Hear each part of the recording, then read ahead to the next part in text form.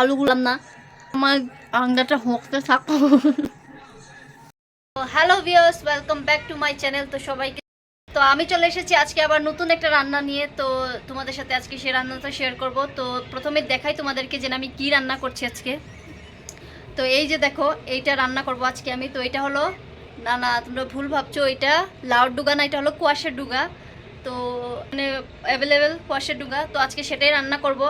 তো তোমাদের এখানে বোধহয় কুয়াশের ডুগা পাওয়া যায় না। তো যেখানে পাওয়া যায় তো সেখানে তো করবেই তোমরা কুয়াশের ডুগা দিয়ে, আর যদি না পাও তাহলে তোমরা লাউর ডুগা দিয়েও করতে পারো। তো নিরামিষভাবে কী করে রান্না করি তো সেটাই তোমাদের সাথে শেয়ার করবো আজকে।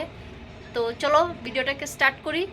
চলো বন্ধুরা, আগে আমরা ডুগাটা, কুয়াশের ডুগাটা কেটে নেই। তো চলো দেখাই তোমাদেরকে। তো এই যে ফ্রেশ ডুগা, তো কুয়াশের ডুগা এটা। তো চলো আগে এটাকে কেটে নেই। তো আমি তো কাটবো না, এখানে মা কেটে দিচ্ছে। পাহাড়ি জায়গায় হয়, আমাদের শিলংয়ে অনেক কুয়াশা টাকা হয়, এখন নতুন নতুন বের হয়েছে, এখন অনেকগুলা টুকা, খেতেও খুব ভালো লাগে। এগুলো মিষ্টি কুমড়োর ডাটার থেকেও এগুলা খুব খেতে ভালো লাগে। অনেক রকমের খাওয়া যায়, চিংড়ি মাছ দিয়ে খাওয়া যায়, নিরামিষ খাওয়া যায়, যেরকমই রান্না হয় না এখানে সবগুলোই ভালো লাগে। কাটি তারপরে তো এখন এখানে কুয়াশের ডুগা কাটা হচ্ছে। তো সেম যেভাবে লাউয়ের ডুগা কাটা হয় তো সেম সেভাবেই আমরা কুয়াশের ডুগাও কেটে নিচ্ছি এখানে। তো এই যে বন্ধুরা, আমি কড়াই বসিয়ে দিয়েছি, আর এখানে আমি আলু আর ডাটাগুলো সুন্দর করে কেটে নিয়েছি। তো এই যে এখানে এই যে দেখো, আমি কড়াইতে তেল দিয়ে দিয়েছি, আর এখন আমি দিয়ে দিচ্ছি আলুগুলো। তো দিয়ে দিচ্ছি নুন, আর তার সাথে দিয়ে দিচ্ছি হলুদ।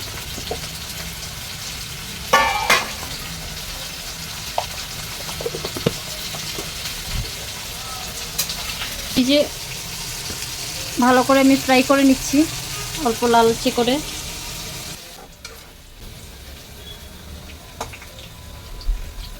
তো আমার আলুগুলো ফ্রাই হয়ে গেছে। তো ফ্রেঞ্চ ফ্রাইসের মতো আমি ভালো করে ফ্রাই করে নিয়েছি। তো এখন এগুলোকে নামিয়ে নিচ্ছি আমি। আগে গ্যাসের ফ্লেমটা কমিয়ে দিলাম।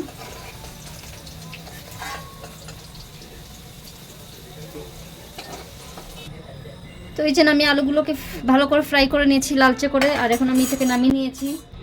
তো আমি সামান্য তেল আরও অ্যাড করে নিচ্ছি এটার মধ্যেই। তো তার মধ্যে আমি দিয়ে দিচ্ছি তেজপাতা, শুকনো মরিচ, শুকনো মরিচ দিয়ে দিয়েছি, আর তার সাথে দিয়ে দিচ্ছি খানিকটা কালি জিরা। এক্সট্রা অ্যাড করবো না, ঘরোয়াভাবে যেরকম আমরা খাই তো সেভাবেই একদম সিম্পলভাবে যেভাবে রান্না করি ওইটা, তো ওইটাই তোমাদের সাথে শেয়ার করছি। একদম তেল মশলা সব কিছু একদম হালকা, একদম লাইট রেখেছি। সবসময় তো আর হেভি খাওয়া যায় না, তো আজকে একদম লাইট, একদম সহজভাবে কী করে রান্না করে নিচ্ছি তো সেটাই তোমাদের সাথে শেয়ার করছি।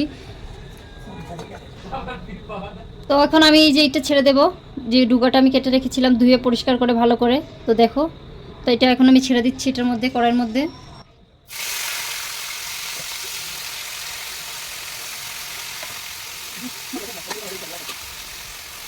বেশি নুন দেবো না, আমি অল্প করে দেবো, কেন কি এটা নরম হয়ে যাবে, তো অল্প হয়ে যাবে, এখন দেখতে বেশি লাগছে। তার সাথে আমি হলুদও দিয়ে দিচ্ছি।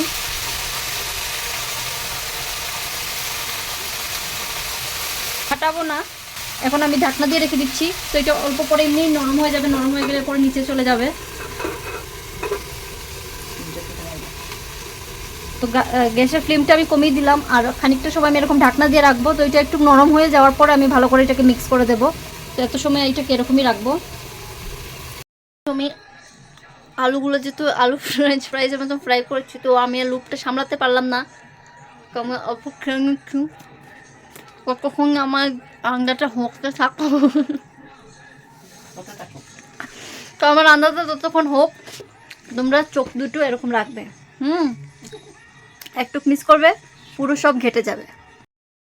তো চলো বন্ধুরা, দেখে নেই আমাদের রান্না কত দূর। তো এই যে দেখো, নরম হয়ে গেছে। আমি এতটুক ছিল তো এতটুক হয়ে গেছে, নেমে গেছে নিচে। তো আরও যত সময় যাবে ততটুক নামবে। তো আমি অল্প মিক্স করে দিয়ে দিই এখন। তো খানিকটা নাড়া দেওয়ার পর আমি এখন আবার ঢাকনা দিয়ে রাখবো নরম হওয়ার জন্য। তো ঢাকনাটা খুলে দিয়েছি আর দেখতেই পারছো এখন নরম হয়ে গেছে খানিকটা। তো এখন আমি অল্প জল অ্যাড করে দিচ্ছি এর মধ্যে। লাউয়ের ডুগার থেকে কোয়াশের ডুগাটা একটু শক্ত থাকে, তো তার জন্য জল দিয়ে দিলাম, দিয়ে একটু ভালো করে সিদ্ধ করে নেব, যেহেতু একটু ভালো করে নরম হয়ে যায়, নইলে তো কাঁচা কাঁচা লাগবে, খেতে শক্ত শক্ত লাগবে, তো ভালো লাগবে না খেতে। তো এখন আমি জল দিয়ে দিয়েছি, জল দেওয়ার পর অল্প মিক্স করে নিয়েছি, আর এখন আমি দিয়ে দেবো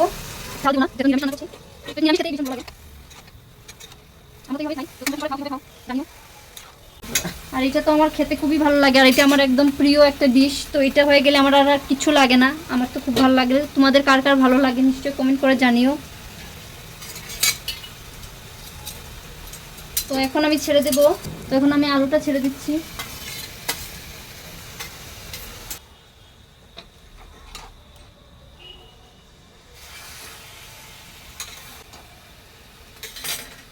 এর থেকে গুঁড়া করে রাখা শস্য দিয়ে দিচ্ছি এখন।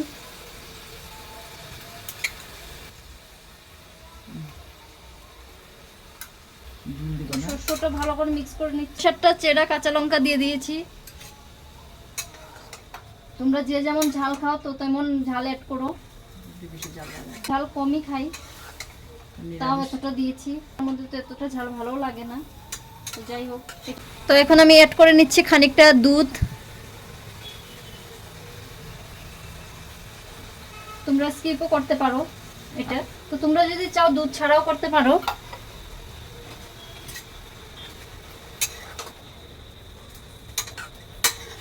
बिना दूध का भी ये खाने में बहुत ही स्वादिष्ट होता है।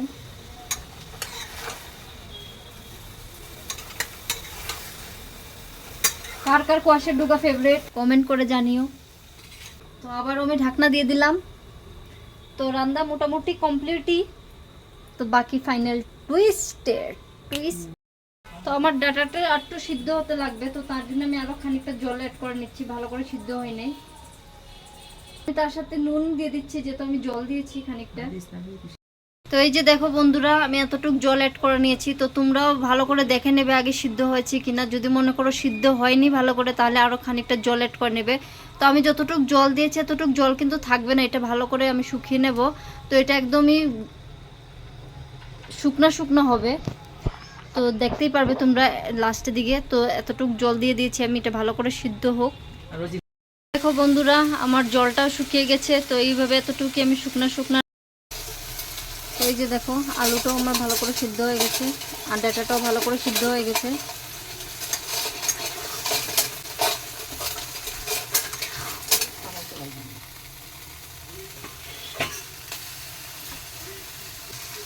তো সবার শেষে আমি দিয়ে দিচ্ছি অল্প ঘি।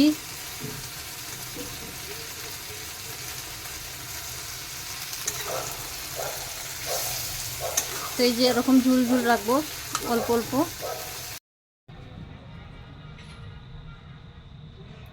তো এই যে গরম গরম সার্ভ করে নিয়েছি।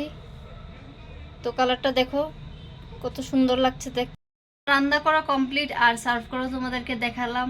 তো আজকের জন্য এই পর্যন্তই। তো দেখা হচ্ছে অন্য কোনো দিন অন্য কোনো ব্লগে। টাটা।